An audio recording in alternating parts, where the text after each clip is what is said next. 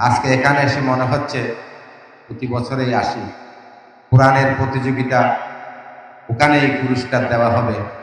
যে আল কোরআন সৃষ্টি না হলে পৃথিবী সৃষ্টি হতো না। আমাদের নবী করিম সাল্লাল্লাহু আলাইহি ওয়াসাল্লামের মাধ্যমে আল কোরআন পৃথিবীতে এসেছে। এই কোরআনের প্রতিযোগিতা, এটা একটা কোরআনের বাগান। ছোট ছোট বাচ্চারা কোরআন নিয়ে প্রতিযোগিতা করেছে, তারা পুরস্কৃত হয়েছে। আমরা তো অনেকেই যারা মুরব্বী আছে, আমরা তো কোরআন পড়তেই পারি না, অনেকে ঠিক মতো শুদ্ধ করে কোরআন পড়তেই পারি না। আজকে এই কোরআনের মাহফিলে এসে এই ছোট ছোট বাচ্চারা যে প্রতিযোগিতা করে কোরআনের পাঠ করে ফার্স্ট সেকেন্ড থার্ড এবং পুরস্কৃত হয়েছেন, এটা অত্যন্ত গর্বের। আর অত্র মাদ্রাসা যিনি প্রতিষ্ঠা করেছেন আমার প্রিয় ছোট ভাই মনিরুল্লাহ রব্বান, আমি তাকে আমার অন্তরের অন্তরস্থলকে ধন্যবাদ জানাই। বাঁশখালী বিয়ে এই ধরনের একটা সুন্দর প্রতিযোগিতার আয়োজন করে আমাদেরকে উপহার দেওয়ার জন্য। আর উনি সাথে সাথে বাঁশখালী বাহারুল উলুম মাদ্রাসা প্রতিষ্ঠা করেছেন।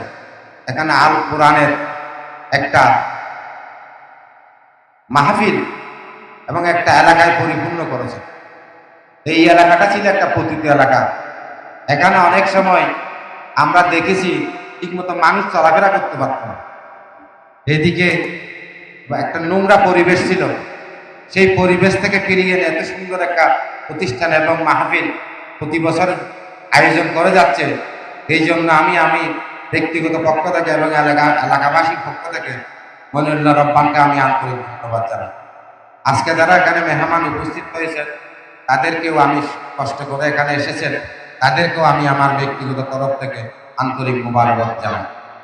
আপনারা ধৈর্য সহকারে এখানে আমাদের অতিথিবৃন্দ বক্তব্য রাখবেন, ধৈর্য সহকারে আপনারা বক্তৃতা শুনবেন এবং আপনাদের সকলকে আমি আবার আমার ব্যক্তিগত তরফ থেকে এবং এলাকার পক্ষ থেকে ধন্যবাদ জানিয়ে আমার বক্তব্য শেষ করছি।